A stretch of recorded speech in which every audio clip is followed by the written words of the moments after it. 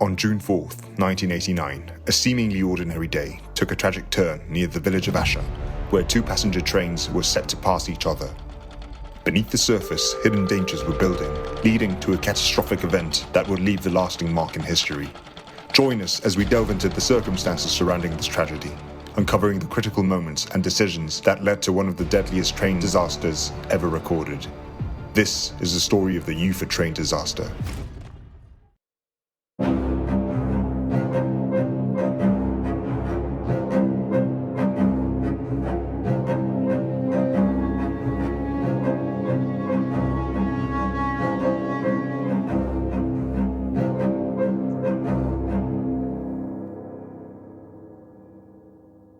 In 1989, the Soviet Union was grappling with significant internal challenges. Economic stagnation, coupled with declining infrastructure, placed pressure on vital systems like the railway and energy networks. In early June of that year, near the town of Ufa, located in modern-day Russia, two major passenger trains were set to pass through the scenic but rural region between the Asha and Ulutelyak stations. These trains connected Novosibirsk, a major Siberian city, to Adler, near Sochi, a popular resort destination on the Black Sea coast. As summer approached, many families, students and tourists flocked to these destinations, leading to full passenger loads on both trains. Each train carried about 650 people, making the total number of passengers around 1,300. Running parallel to the railway was a liquefied gas pipeline, which carried butane and propane. Unfortunately, due to poor maintenance and outdated materials, a rupture had developed in the pipeline weeks prior. Engineers monitoring the pipeline had noticed a drop in pressure, but rather than investigating, increased the flow of gas to restore the pressure. This decision proved to be catastrophic. Local residents had reported a strong smell of gas in the area. The gas had accumulated in a low-lying valley, a perfect environment for the vapor to pool, becoming a volatile gas cloud. This presented a significant explosion hazard, as liquefied butane and propane are highly flammable when mixed with air. Despite these warnings, authorities dismissed the complaints, believing the region's sparse population made the situation low risk. As the gas accumulated silently, the railway lines remained active. Two of the busiest rail routes of the time, the Novosibirsk-Adler and Adler-Novosibirsk lines, passed through this area, the packed passenger cars oblivious to the disaster waiting beneath the surface. Summer vacation time saw these trains filled, with families heading to the Black Sea for holidays.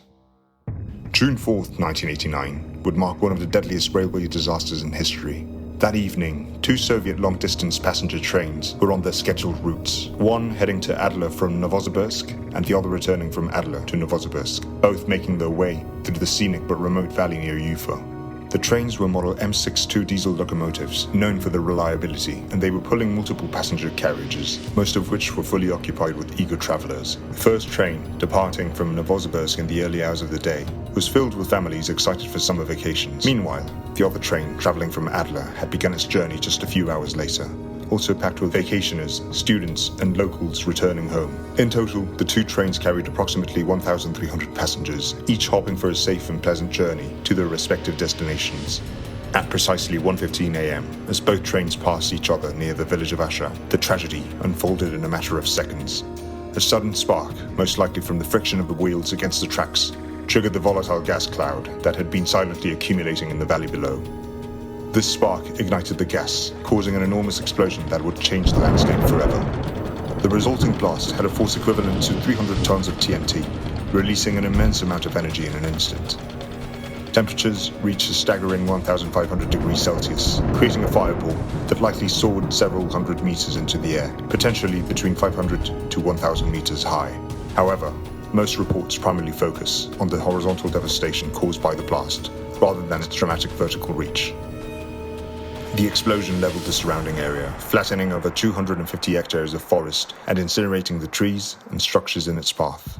The sheer scale of the blast was comparable to the atomic bomb dropped on Hiroshima during World War II, a stark reminder of the catastrophic potential of such disasters. Out of the 37 wagons that made up the two trains, 7 wagons disintegrated almost instantly upon impact, while many others were severely damaged by the explosion.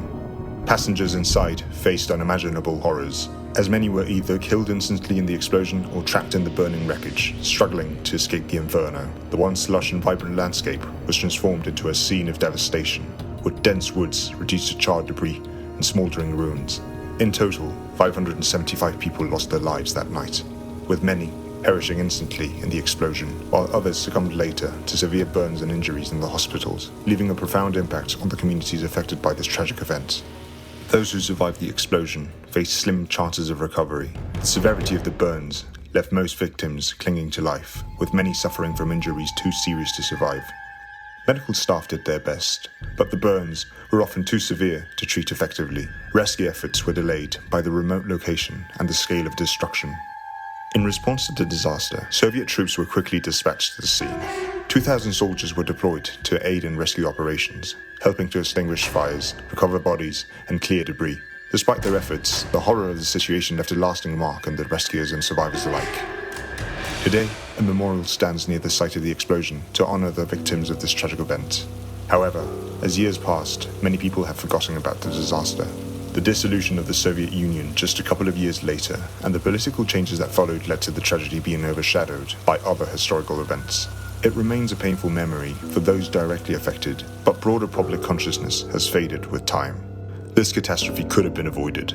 The warning signs were there: the gas leak, the pressure anomalies, and the complaints of gas smells. But poor decision-making, neglect, and failure to act in time led to one of the deadliest train disasters in history. It serves as a reminder that human errors in the management of infrastructure can lead to unspeakable tragedies. To break the cycle of our mistakes, we must learn from them.